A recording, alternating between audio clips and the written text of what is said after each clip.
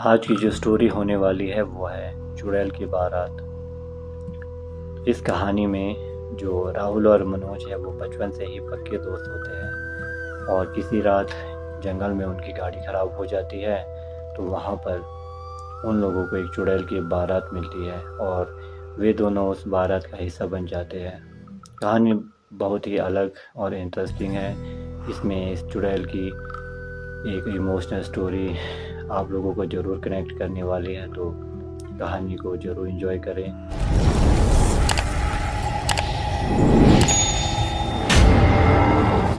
एक घने जंगल के बीचों बीच राहुल और मनोज की गाड़ी खराब हो गई। अरे यार, अब क्या करें? अभी तो घर भी बहुत दूर है, पैदल चलने के अलावा कुछ नहीं कर सकते। मनोज ने राहुल से कहा। दोनों गाड़ी से बाहर निकले, गाड़ी लॉक किया और पैदल ही घर का सफ़र पूरा करने लगे। अंधेरा इतना ज़्यादा था कि सामने से कोई टकरा भी जाए तो भी शायद दिखाई ना देता। दोनों का सहारा मोबाइल की टॉर्च लाइट ही थी।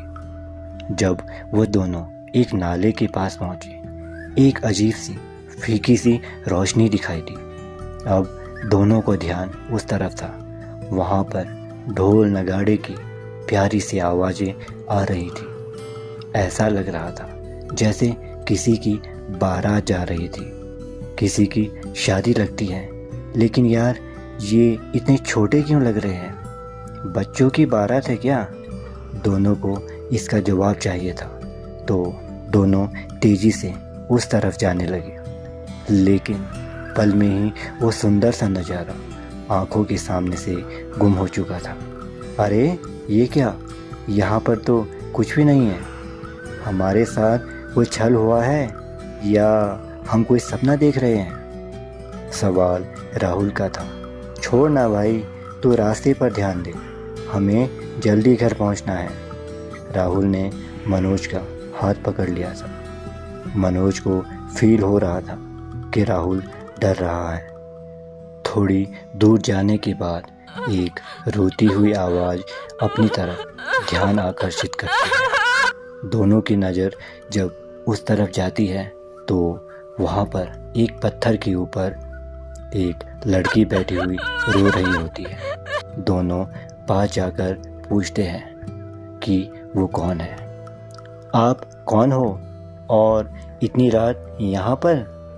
वो लड़की दोनों की तरफ घूमती हुई कहती है, तुम दोनों को मेरी शादी में चलना ही होगा। ये सब देख दोनों वहाँ से भागने लगते हैं। सामने दो कंकाल हाथों में मांस पकड़े हुए खड़े दिखाई खाना खाए बिना कहाँ जा रहे हो।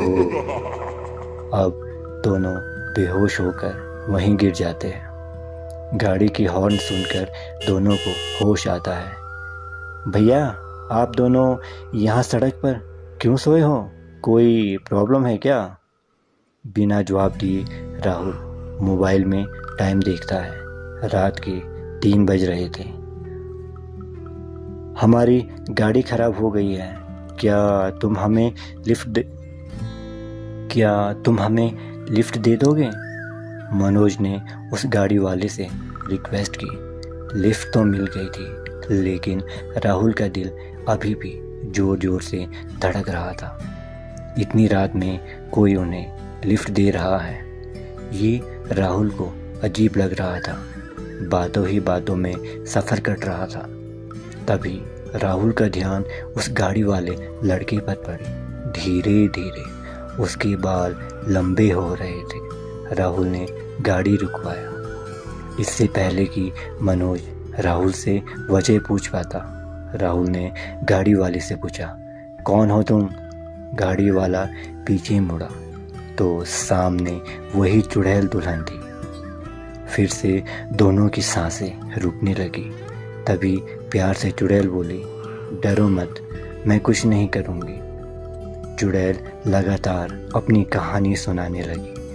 इसी सड़क पर 2 साल पहले मेरी बारात जा रही थी। एक्सीडेंट में मेरी मौत हो गई। सभी लोग मारे गए और मेरी तो बॉडी तक नहीं मिली। मेरी हड्डियाँ अभी तक यहीं पर पड़ी हुई है। तुम दोनों उसे ले जाकर पवित्र जल में बहा दो, मैं आज़ाद हो जाऊंगी। कहते हुए वो चली गई। दोनों जब नॉर्मल हुए तो ऐसा लगा जैसे अपनी ही गाड़ी में बैठे हुए म्यूज़िक सिस्टम पर कोई हॉरर स्टोरी सुन रहे थे। बाहर निकलकर देखा तो एक दुल्हन का जोड़ा और हड्डियाँ सामने दिखाई दे रही थी। दोनों ने उसे दूर नदी में बहा दिया। शायद अब वो चुड़ैल आज़ाद हो गई थी। शायद इस घटना को वे दोनों कभी